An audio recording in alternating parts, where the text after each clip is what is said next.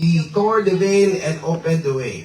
Now, so moment na ito sa scripture, hindi lang ito dramatic scene. Ito ay divine announcement. At ang sabi po noong 27:50 ng binasa natin sa Matthew, nung sumigaw ang ating Panginoon at siya ay namatay na, ang isang pinakamagandang nangyari at yung parang significant na nangyari doon, yung makapal na kortina ng kanilang templo ay napunit. Mula itaas, pababa. Amaya, paliwanag ko ano yung significant nitong templo, nung ano na, pagkapunit nito, sa parang, ngayon kasi parang yung tingin nyo sa akin, ano ngayon ko napalit? Yung napunit, palitan natin, pastor. Diba? Madaling palitan yung kortina na yun. Pero this signifies a very important matter para po sa atin. Hindi aksidente ang nangyari at hindi po yan coincident. Ito ay declaration ng heaven that the way now is open. Bukas na yung daan. Okay? Now, para maintindihan natin, I'd like to show you this picture first. Ito yung picture ng kanilang ng tabernacle nila during the time of Moses. Natatandaan niyo yung nasa desert sila? When God gave the law, ito yung instruction ni Lord kay Moses. Ito yung instruction ni Lord kay Moses na kung paano nila i-worship ang ating Panginoon. Now, remember, all of this na makikita niyo dyan, it symbolizes Jesus Christ. Every part nito, si Jesus Christ yan. Pinulfill ng ating Panginoon sa New Covenant. Saka hindi ko na i-discuss muna yung lahat ng mga furniture. Tingnan nyo lang ito. May tatlo silang bahagi. There are 3 parts ng temple nila noon. Yung una yung tinatawag na outer court. Ito po yan. Labas, yung parang ground. Ito, pangalawa, yung holy place. Na sa loob mismo ng kanilang tabernacle, 2 bahagi iyon, hati sa 2 bahagi. Andun yung holy place. At yung pinakadulo, ito, yan yung Holy of Holies. Sabihin nga natin, Holy of Holies. Holy of Holies. Now, sa pagitan ng Holy Place at ng Holy of Holies, merong makapal na veil. Everybody say veil. Nagkakabuyoy-buyoy. Okay. Yung veil na yan ay napakakapal. And according to the scholar, yung veil po ay 60 feet high, 30 feet wide, 10 meters wide. Tapos yung kanyang kapal, maybe around 9 to 10 centimeter. 4 inches. 4 inches. Mga ganyang kakapal. Pag gumagamit kayo ng blackout na kortina sa bahay, gano'ng kakapal? Ganyan lang yun, diba? Wala na kayo nakikitang araw, liwanag. Pero imagine mo yung 4 inches thick na kortina. Napakakapal. Ganyan po yung yung veil po na ito.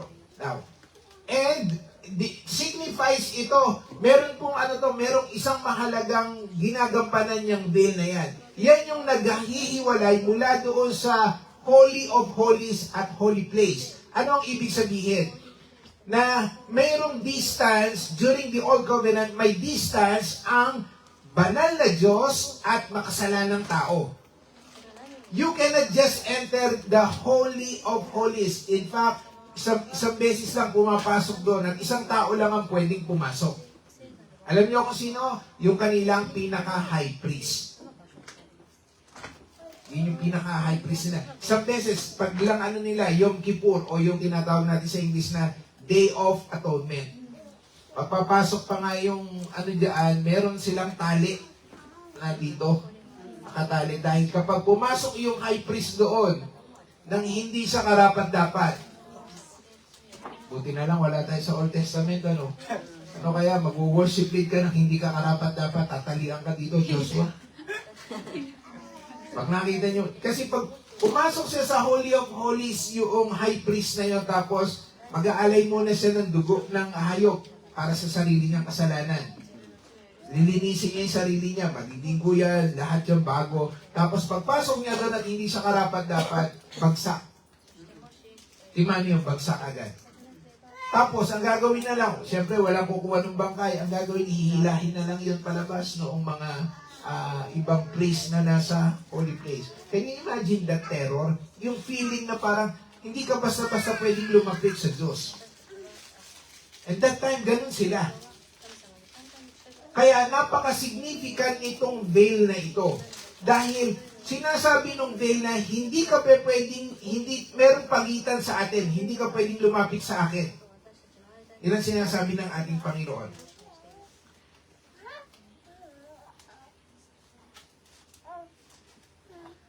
Sinisignify din ng veil, yung makapal na kortina ito, bukod doon sa paghihiwalay ng presensya ng Diyos sa makasalanang tao, ay yung ating kasalanan. In reality, ang pinakikita nito na dahil sa kasalanan ng tao, nahiwalay ka sa Diyos. Diba? Ano ang sabi ng Isaiah 59 verse 2? Because of your iniquities, God has turned His back on you. Malinaw yan. Isaiah 59 doon, sabi doon, dahil sa kasalanan ng tao, ang mukha ng Diyos ay nakatalikod. But that was in the Old Testament. That was in the Old Covenant. It is no longer applicable sa atin, sa lahat po ng mga nanonood. Alam ko, may mga nadidinig nyo ito doon sa mga ipinipreach na kapag ikaw ay may kasalanan, ang mukha ng Diyos ay tinatalikod niya sa atin. Let me tell you this, that was before Jesus was crucified on the cross. It happened noong panahon nila Isaiah, and it is true to them. It was true to them. Why? Because during that time, wala naman silang Savior. Wala pang namamatay na Lamb of God para sa kanila. Ang ginagawa lang nila noon, nagdadala sila ng tupa at yun yung ino-offer nila. And na-expire po yung tupa na yun. Yung dugo nun na-expire. Kaya kapag nagkasala sila noon, ang mukha ng Diyos ay tumatalikod sa kanila. They have to offer another sacrifice for their sins. Okay? Pero ngayon, ito yung ginawa ng ating Panginoon, yung pagkakapunit noong makapal na kortina na ito, ay merong malaking significant para sa bawat isa sa atin. And I tell you, church, this will change the way na ikaw ay mananalangin, the way na ikaw ay mag-worship ngayon, the way na makikipag-relate tayo sa ating Panginoon. This will revolutionize your Christian life. Kung pakiramdam natin na parang paikot-ikot ka lang o nagiging religious lang, nagiging relihiyon lang sa iyo ang pagpunta mo ng simbahan, it is because you do not understand the very presence of God. We do not appreciate yung presensya ng Panginoon sa buhay natin. Ang akala lang natin, pupunta tayo ng simbahan dahil obligasyon natin. Akala natin, mananalangin tayo, aawi tayo, dahil parang ganun lang yun. It is something that we do. We usually do. But it is not. It is our great privilege to be in the very presence of the Most High God. Hallelujah. So, hindi basta-basta pinakikita doon, hindi basta-basta makakalap. Now, by the way, ito po yung ito po yung panahon nila Moses. I'll show you yung yung panahon nila Jesus nito. Sa Jewish temple naman, ito po yung kanilang panahon. Kasi nabago, di ba, po yun, noong sinakop ng mga Babylonia ang yung kanilang temple, giniba po yung kanila. Nawasak po yung temple ni Solomon. At pinatayo po iyan. Muli, ito yung pangalawang temple na during the time of Jesus. Iba na po doon, pero same construction pa rin. Same pa rin yung structure. May outer court, mayroong holy place, at may Holy of Holies. The difference is, during the time of Jesus, wala na po yung Ark of the Covenant. Wala na yung Ark of the Covenant during the time of Jesus. Why? Kasi mula nung sinakop sila noon, hindi na nakita kung saan nilagay yun. Kung saan napunta na yung Ark of the Covenant. Meaning, nagwo-worship sila ng parang wala lang. Wala yung presence ni Lord. Ritual lang lahat itong ginagawa nila. Can you imagine that? Parang tumutugtog ka ng walang sayaw. Ay, sumasayaw ka ng walang tugtog. Baliktad na naman. Ba't balik kakahawa-hawa dito? Diba? Sumasayaw ka ng walang tugtog. Ay, parang walang parang hindi parang hindi mo feel talaga, di ba? Ganun din sa kanila, nung time nila yan, it's all religious. It's all ritual yung ginagawa nila. Pupunta sila ng temple nila, dala nila yung hayop, kaya nga nagalit si Jesus one time dun eh. Noong tinaob ni Jesus yung temple, natandaan yun? Kasi sobrang ritual nila, akala nila, pupunta doon, parang naging marketplace yung temple. Doon sa labas ng temple na yan, andoon yung mga yung mga nagbebenta ng tupa. Nagbebenta ng mga hayop para sa kanilang offering. Sabi sabi, huwag na kayo magdala ng mga tupa nyo. Dito na lang kayo bumili sa amin. Ganito. Alam nyo yung pinakaano nila doon, kung ba't nagalit ang ating Panginoon? Hindi po dahil doon sa parang nagmukha ng marketplace. Hindi lang iyon. Ang kinagagalit ng Panginoong Jesus ay yung parang nabibili nila yung righteousness. Nabibili na nila yung kapatawaran. Yung kapatawaran ko pala, bibili lang ako tupa doon sa kanto eh. Ito na yung iaalay ko, okay na ako kay Lord. But it is not. Kaya ang ginawa ni Jesus no, sa galit niya na para bang, alam mo yung napakahalaga sa kanya nung gagawin niyang sacrifice, tapos ganyan lang yung sasabihin niyo na mabibili niyo yung kapatawaran. Ang ginawa ni Jesus, gumawa pa ng special na pamalo talaga at pinaghahampas, tinaob lahat ng mesa doon. Now, ginawa ito ni Herodes hindi po para ayusin. He is not a spiritual man and he is not a God-believing king. Si King Herod. Ginawa niya ito politically para magpabango doon sa mga tao. Okay, pinaganda niya, inayos niya. The same ang ano niya, yung ayos, may outer court, may holy place, at may holy of holies. Ganun pa rin, yung makapal na veil, nandun, kahit wala yung Ark of the Covenant, nandun yung makapal na veil pa rin na nakaharang dito. And when Jesus died, katulad ng binasa natin kanina, Matthew 27, when He cried out His last voice, this veil was torn. At saan ang galing yung punit? Mula sa baba? Hindi, kasi pag galing sa babaya, parang pinunit ng tao. 60 feet high. Alam bang gumamit ka pa ng hagdan? Diba? At may tigapunit ka doon sa taas maglalambitin. Hindi po. Ito ay pinunit supernaturally. Mula doon sa taas, pababa, nahati talaga, napunit talaga yung veil. That signifies, at yung Greek word na ginamit dito, yung pagkakapunit dito, ay hindi lamang po parang sira na ordinaryo, kung hindi irreparable na punit. Minsan, di ba, yung mga may damit natin, kaya pang tahin. Pag nasabit lang ng konting yan, kaya mo pa yan. Lalo Pilipino pa naman galing tumiskarte na patch lang yan. Yeah? O kaya konting kakulay lang ng sinulid yan ng damit. Tahin mo yan, okay na.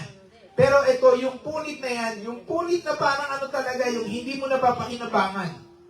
Tapos na ito. Parang ganun ang sinasabi ni Jesus. Wala nang ritual. Wala nang hati ngayon sa pagitan ng banal na Diyos at makasalanang tao. Inalis na ito ng ating Panginoon. Bukas na ang daan papasok.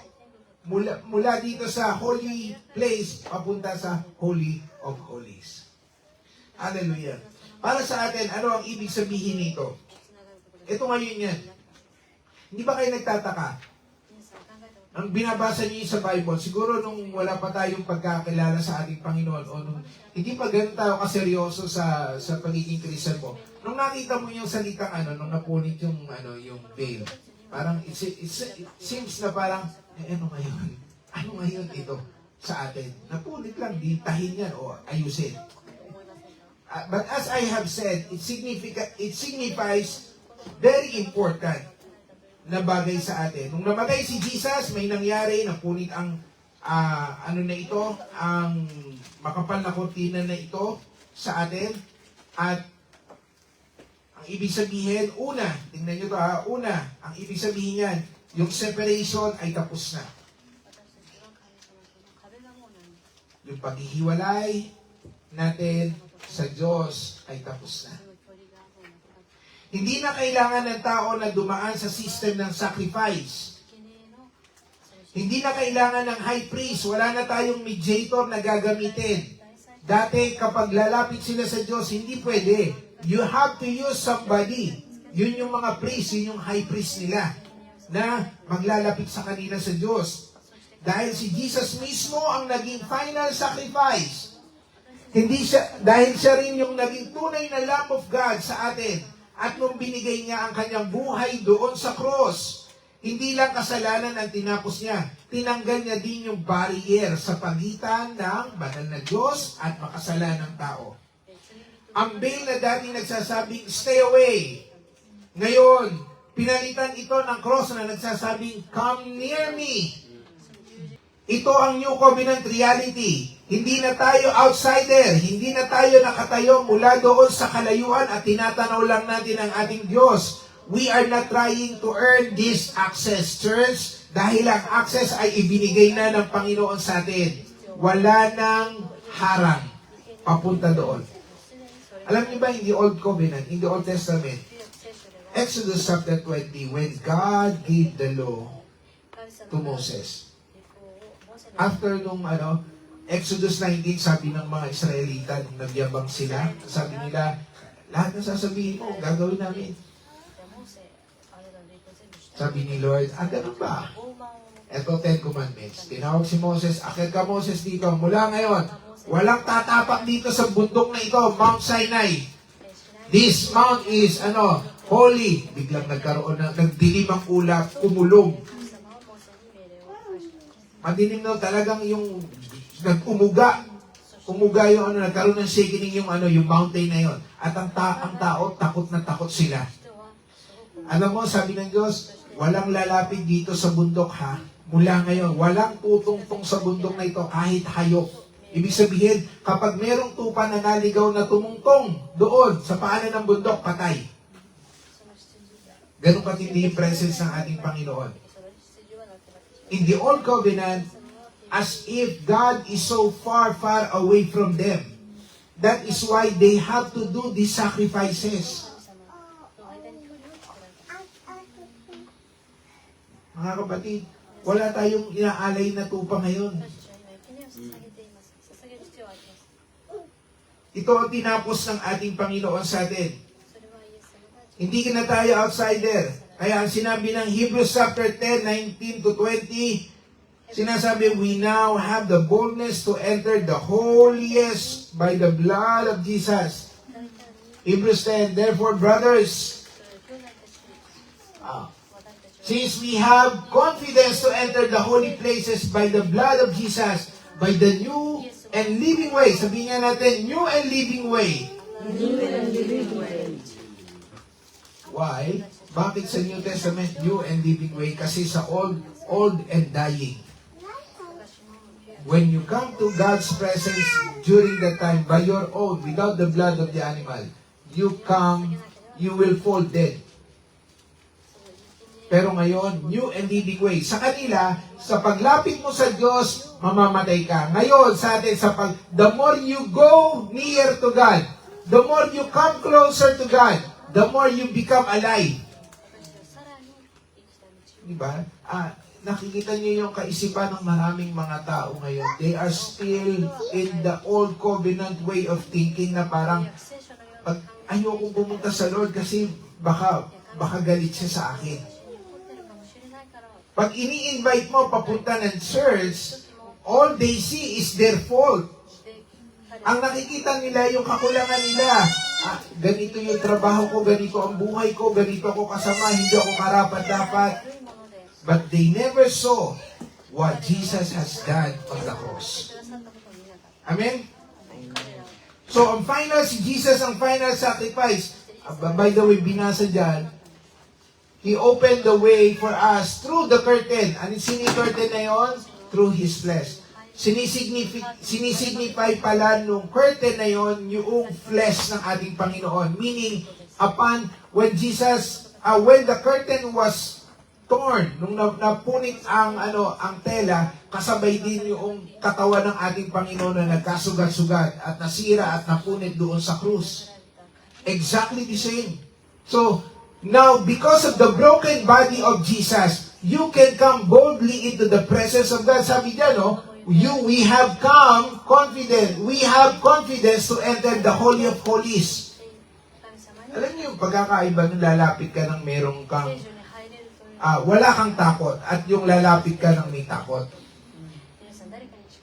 Halimbawa, sa magulang, Pag pupunta ka ng o kaya sa sa school na lang, pinatawag ka ng principal. 教授に呼ばれた時校長先生に Kocho sensei. Ang sabi, o kaya ng boss mo sa kaisya. 会社の社 Diba? 長に呼ばれた時 Hoy, pumunta ka dun saボイさん sa gym show. 事務所に来なさいと Nanginginig pa yun. Oh, di ba? Ano ang nun? Ano pakiramdam nung na yun? Pinatawag ako, special. Diba? Kapag ikaw ang iniisip mo dahil may nabagsak kang tepan o kaya may nabali kang doon sa mga gamit doon sa Asiba, you feel very scared, di ba? Parang ang takot mo, naku, kubi na ba ako? Tatanggalin ba ako sa trabaho o papagalitan ba ako? Yun yung feeling natin. At yung, alam mo yun, lumalapit ka pa lang doon sa pinto ng gym show, di ba? Parang yung pakiramdam mo, kinakabahan ka na kabog na yung loob mo. Ano kaya sasabihin sa akin nito? And you know what? There are many people na ganito pa rin yung pakiramdam. 多くの人はまだ Na parang kapag lumalapit sila sa Panginoon, ay parang 神様に近づく時彼らは walang nangyari kamatayan si Jesus. 恐れを持って Na parang ang pakiramdam nila ay galit pa rin ang Diyos sa kanila. 幼い頃 Unfortunately. を忘れてしまっているんです And hindi nakakapagtaka kung bakit ang buhay natin ay, ang marami sa mga mananampalataya, hindi lumalago at hindi nagbabago. It's because paano ka mababago kung hindi tayo lalapit sa Diyos? 神様に近づけ The only way that we can be transformed is by getting nearer doon sa ating Panginoon. Coming closer sa Kanya as we behold the beauty of Jesus. Diba? Kesa doon nandun ka sa likod noong pader lang nagtatago at ayaw mong lumapit sa ating Panginoon, how can God move into your life? Kung ikaw mismo kinokondem mo yung sarili mo, lagi mong inaalala yung buhay mo nung nakaraan, ganito yung ginawa ko, hindi ako karapat dapat sa ating Panginoon. Oh church, the veil has been torn. We can come with boldness. Sabihin nga natin, boldness. May tapang, walang takot na lalapit tayo sa presensya ng Panginoon. Kapag ba alam mo na i-bless ka ng isang tao, ano nararamdaman mo? Takot o excitement? Diba? Halimbawa, nung dumating ang mami ko, andyan sila mami, sila ngayon. 来た時後ろに Nung dumating ang mami ko at pinatawag ako ng mami ko, 私のお母さんが私の ano mararamdaman ko? Takot o excitement? Di ba? Excited, di ba? At may hawak niya yung maleta. Di ba? Jake, alika ika dito. Excited ka, di ba? Pag yung gano'n na, pag alam mo na i-bless ka ng isang tao, you come with confidence at wala yung takot at mas nag-enjoy ka. Same true with God, church. Same true with God. Kapag tayo pumupunta doon sa presensya ng ating Panginoon na merong tayong takot sa ating puso, ang nangyayari ay, instead na mapalapit ka, lumalayo ka. Hindi ka, para bang, hindi mo natatagalan yung presence at hindi mo na-enjoy yung presence ng Panginoon. Kaya, ayoko na dyan, alis ka. We feel the condemnation deep inside. Amen? But in reality, hindi galit si Lord. Bukas binuksan niya na yung daan. Diba? Ang ginamit doon sa ano ba, diba, binanggit ko kanina, ang ginamit doon na Greek word, yung sa pagpunit na yon, yung talagang hindi na ma-repair, irreparable na. Isa pa, ang ibig sabihin nito, hindi lang yung separation ay natapos na. Isa pa, ang daan papunta sa presensya ng Diyos ay hindi na ritual. Kung hindi ang person ni Jesus Christ. Ang ibig sabihin nito, ang daan papunta sa presensya ng Diyos ay hindi na sa pamamagitan ng mga ritual na ginagawa natin, kung hindi through the person of Jesus Christ. Kaya ngayon, hindi na tayo lalapit sa Diyos na may takot, na baka hindi tayo tanggapin. Lalapit tayo na may confidence, hindi dahil sa ating performance. Yung pong offering kasi, it refers to your performance. Na kapag nag-offering ako, okay na ako.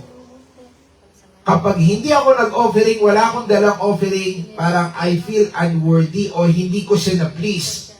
No. yung one-time offering ni Jesus Christ, because He is the perfect Lamb of God, it settles them all. Tapos na lahat yung ano na yon, yung divine na pagkakautang natin sa righteousness ng ating Panginoon. It has been paid in full. May direct access na tayo sa Diyos. Hindi na natin kailangan ng human mediator at pwede na tayong lumapit anytime. Sabihin nga natin, anytime. Hallelujah. Kapag yung meron lang access sa Lord ng may time, ang hirap na, di ba? Sabihin, oh, you can just call me lunchtime pag break ako. O pag QQ lang. Ganito, pwede mo lang akong tawagan. Mahirap yun. Pero ito yung binigay na access sa iyo ng Panginoon, hindi lamang during the time of pag-feel mo, but anytime, especially in times of your trouble. Amen? Now, kung minsan iniisip natin, hindi po ako worthy na lumapit, may kasalanan pa ako, o hindi pa ako okay, pero yung pagkakapunit na yon, it is a clear declaration sa atin na hindi ang worthiness natin ang basihan, kung hindi ang dugo ni Jesus, ang katawan, ang sacrifice ni Jesus sa cross, ang naging basihan ng Panginoon ng pagtanggap niya sa iyo. Teka mo yun, hindi niya sinabing, kapag worthy kayo, pumasok kayo dito. Hindi po. Meaning, yung pagkakapunit na yun, open for all. Nakikita ba natin yung sarili natin na para bang, we just stay from way behind doon na parang, okay, bukas na yung daan. Meron din ganun kasi, mga ibang mananampalataya, ganito yung nararamdaman. Okay, bukas na yung daan. You know what happened, church? Hindi natin na-appreciate yung ginawa ng ating Panginoong Jesus.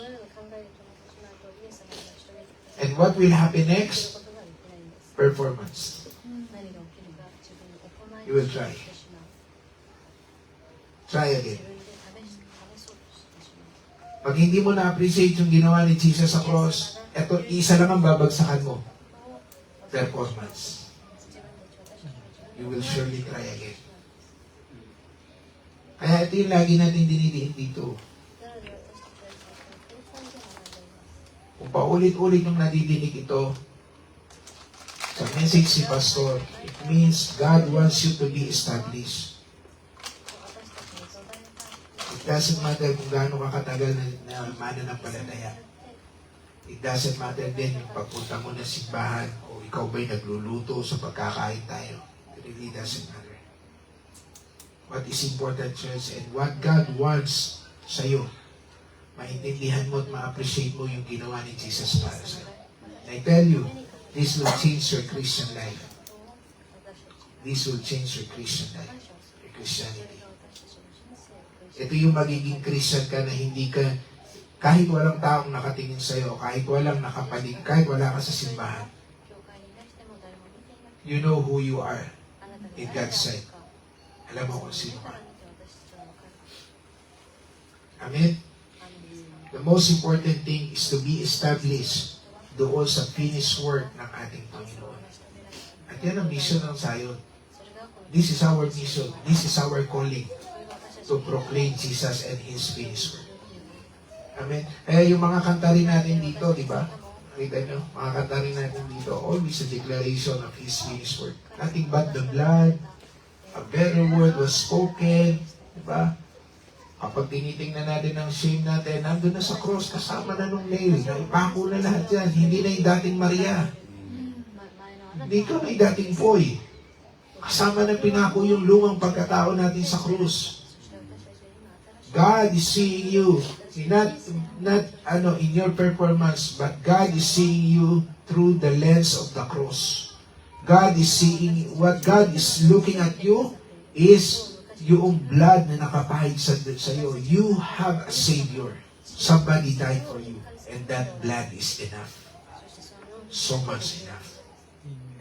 Para hugasan ang kasalanan mo. Para palitan ang buhay mo. Bigyan ka ng bagong buhay. At bigyan ka ng access na tumayo doon sa presensya niya. Kaya Trump, hindi ka talaga basta-basta makakatayo. Ito yung access mo sa presence ng Lord. Just to worship. Diba?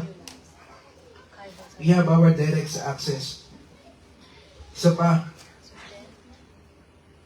ang ibig sabihin natin dito, yung access natin na binigay, yung relationship. You have a new relationship with God. You have a new relationship. Hindi ka bystander, hindi ka taga-tanaw, kung hindi ikaw ay anak. We are sons and daughters of God. Because of the finished work of Christ, you are not standing at a distance from God.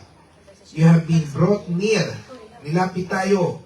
Hindi natin kinakailangan ng special moment o special place o special level of spiritual performance to access para ma-access natin yung kanyang presensya. Kung minsan ganon, di ba? Parang kinakailangan mo muna mag-init muna ako, warm up ko muna yung sarili ko ganito, magpapalinis muna ako. Ganito muna gagawin ko, tapos pag medyo kinikilabutan na ako, nasa presence na ako ng Lord. You are in the presence of God.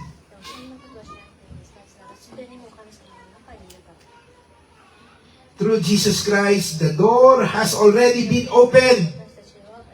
What once stood between humanity and God has been removed forever.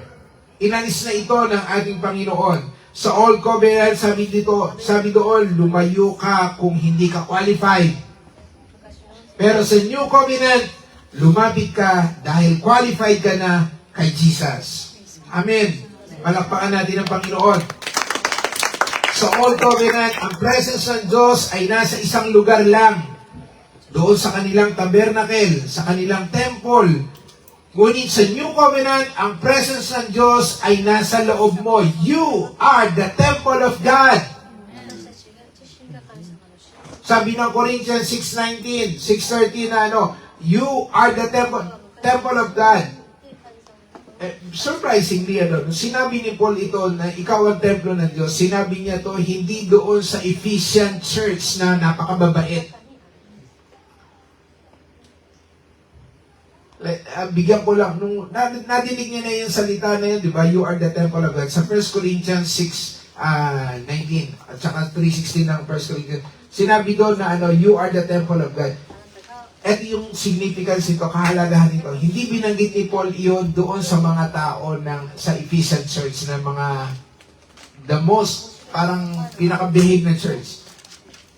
Sinabi niya ito doon sa pinakapasaway. Doon sa mga immoral na simbahan, ang Korinto. Immoral, talagang immoral. Grabe yung ginagawa. At ang sabi ng Panginoon doon sa mga sabi ni Paul doon sa mga Corinthian, hindi niya sinabing magsiluhod kayo, magpasting kayo, at ganito gawin nyo, humingi kayo, mag-alay kayo, humingi kayo ng tao sa linisin yung sarili nyo para maging karapat dapat kayo, hindi. He reminded them of who they are in the sight of God. Parang galit si Pablo, sinabi niya, anong ginagawa niyo sa katawan niyo? Hindi niyo ba alam na yung katawan na yan ay templo ng banal na Espiritu? Ba't ginagawa niyo ganyan? Ba't kayo ginagamit niyo sa kasalanan? So Paul is reminding them of who they are in Jesus Christ, in the sight of God. That through the finished work of Jesus Christ, they are the temple of God. And so we are. Sabi mo sa katabi mo, you are the temple of God. You are the temple of God. Itong katawan na ito yung templo. Your body is the temple of God, church. Kasama na natin ang presensya ng Panginoon everywhere we go. Kaya yung katawan na yan, hindi yan para sa kasalanan. Ang katawan na yan, hindi ginagamit sa kasalanan, hindi yan sinisira ng bisyo. Regalo ng Panginoon ang katawan na ito. Tinubos ng Panginoon tayo. Tapos hindi natin iingat. Can you imagine that, church? Yung pinatawad ka ng Panginoon, tapos hindi natin susuklian ng ating Panginoon. Of course, hindi hinihingi ng Panginoon sa atin yung something in return, na ibalik natin sa Kanya. But in the spirit of gratitude, bilang tugon ng pasasalamat natin sa ating Panginoon. Yung katawan natin na binigay sa atin ng Panginoon na tinawag na templo ng ating Diyos. Could we take care of this?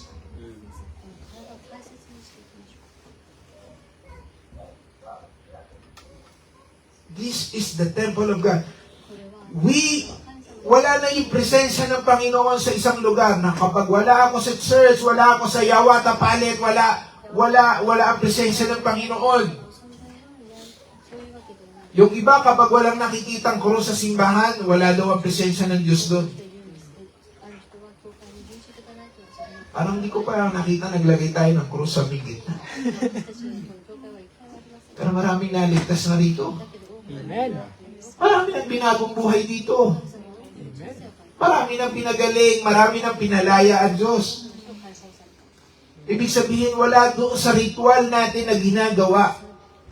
Kung hindi yung presensya ng Panginoon mismo nasa iyo na, iba na ang relasyon mo sa Diyos ngayon. Iba ka na sa Panginoon ngayon. Amen? Amen.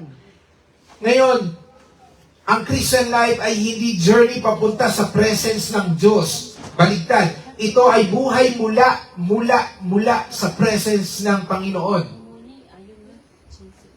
Hindi ka papunta pa lang sa presence ng Lord kung hindi nanggagaling na tayo doon sa presensya ng ating Panginoon. Hindi po dahil sa mabait ka, kung hindi dahil sa ginawa ni Jesus sa atin.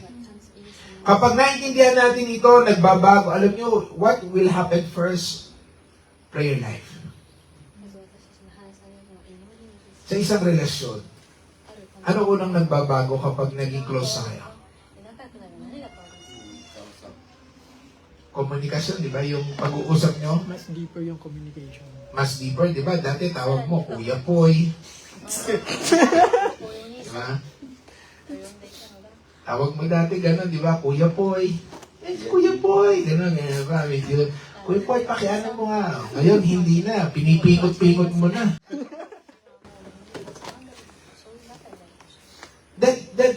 That talks about relationship. Same true with your relationship with God.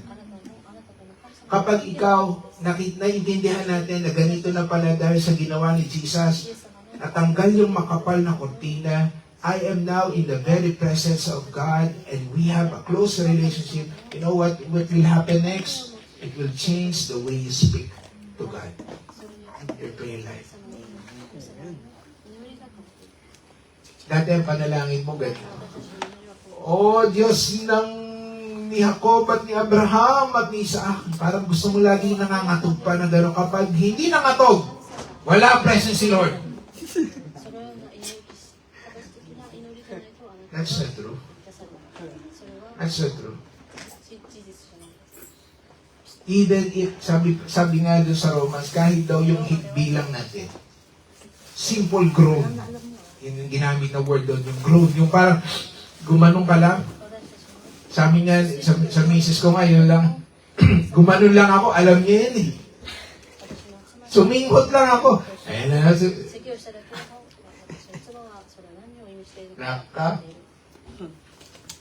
alam na, why? Because of the connection, because of the closeness. Hindi ba?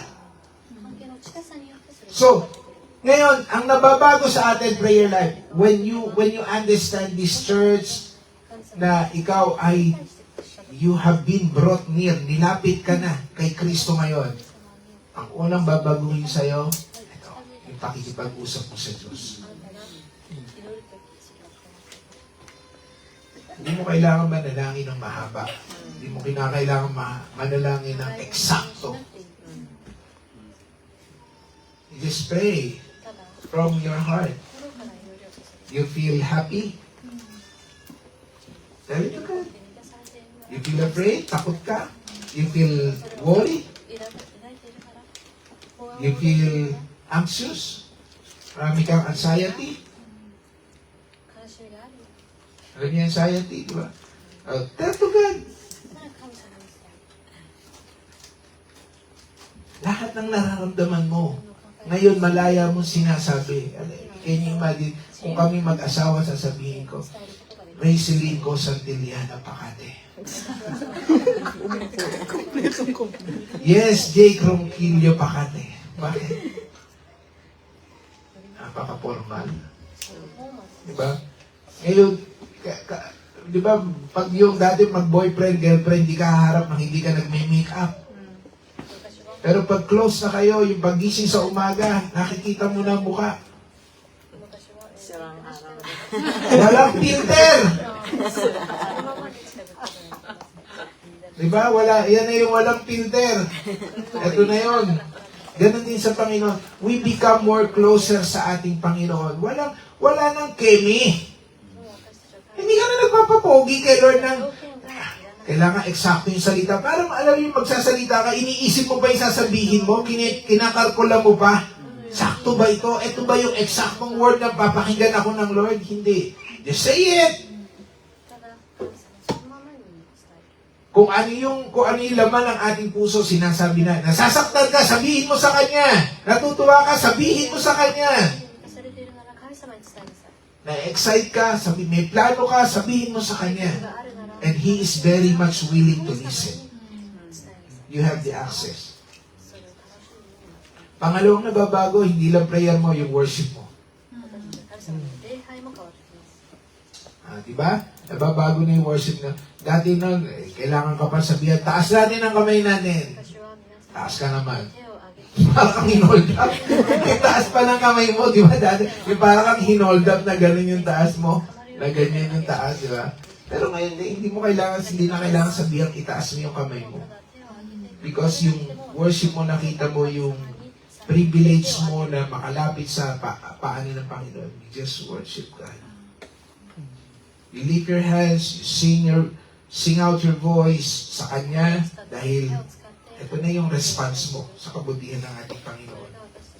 Nagbabago din yung ating identity, yung tingin mo sa sarili mo. Binabago nito yung identity mo. Punit na yung hindi na ako sa labas, sa loob na ako.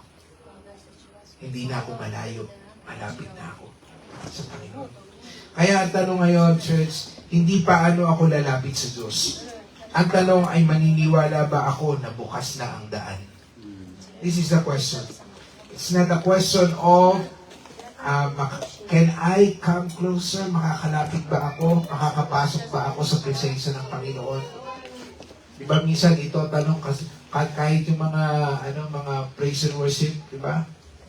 Pag hindi maganda at may nagkamali sa tugtog, sabi ako, hindi tayo nakapasok sa presence niyo. Nahulog yung cellphone. Aray ko. May naka-distract sa gawin dito. Yung presence ni Lord, wala na. Parang napaka-fragile. Napaka-fragile ng pakiramdam natin. At kapag hindi ka naiyak sa kanta, hindi walang presence ni Lord. Why don't you start na parang nandun ka na sa presence ni Lord and you are just enjoying it? Alam mo, kapag hindi na magiging karaoke sa iyo yung kanta. Kapag ikaw ay kumakanta sa Lord na parang religiously, para lang tayo nagkakaraoke, na binabasa natin yung lyrics. When you sing to God, church, now that you know that the veil has been torn, it has been torn into irreparable.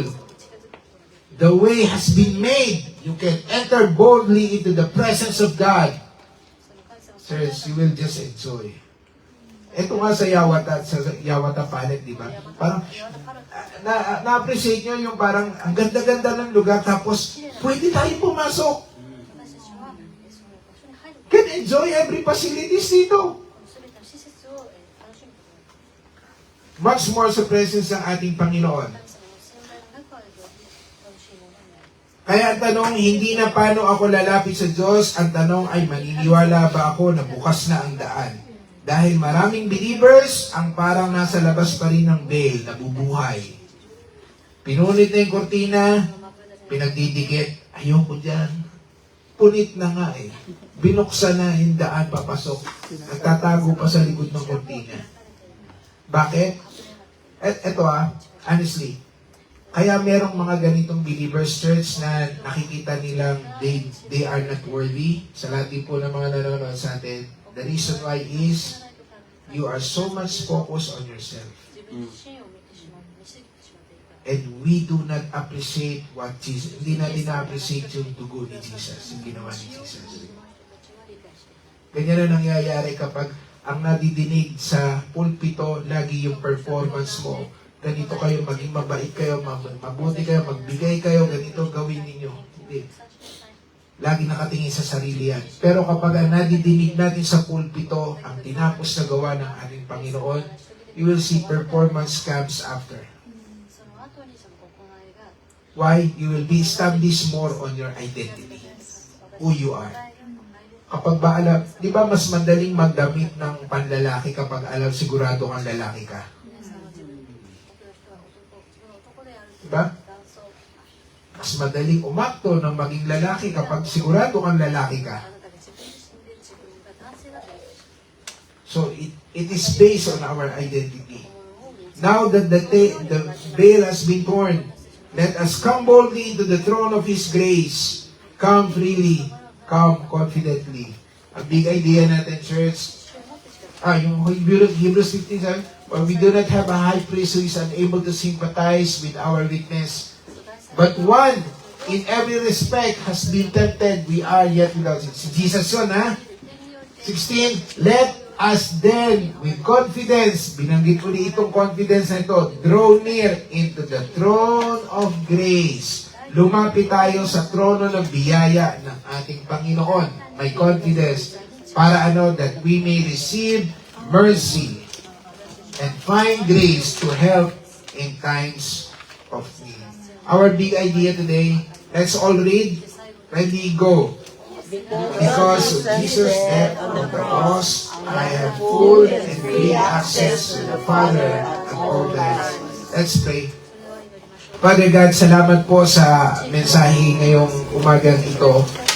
Once again, we are being reminded, have been reminded, Lord, that we have this free access. Of course, hindi po ito dahil sa aming nagawa o aming kayang gawin. Wala po kaming halaga. It's all because of what Jesus has done on the cross. Yan lang po, sapat na. Nothing but the blood. Nothing but the blood. Everything has been done for us at the cross. Kaya salamat Panginoong Hesus dahil binuksan niyo po yung daan sa amin doon sa papunta sa presence ng Diyos. Maging sino man po kami, Panginoon, ano man po ang aming katayuan, gaano man ka rumi ang aming naging buhay, sa iyong harapan, hanggang po kami. Salamat po sa kamatayan mo, Panginoon. We can enjoy the presence of God. In Jesus' name, Amen. Amen.